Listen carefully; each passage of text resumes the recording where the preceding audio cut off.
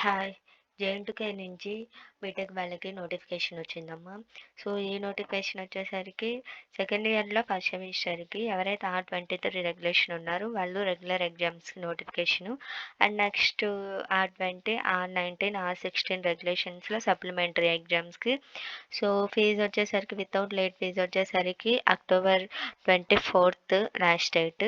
అలాగే next without late fee రూ. 100 October 26థ్.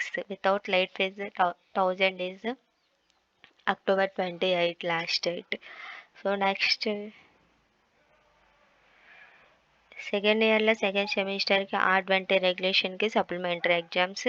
And next R19 and R16 వాళ్ళు కూడా సప్లిమెంటరీ ఎగ్జామ్స్‌కి నోటిఫికేషన్ అమ్మ.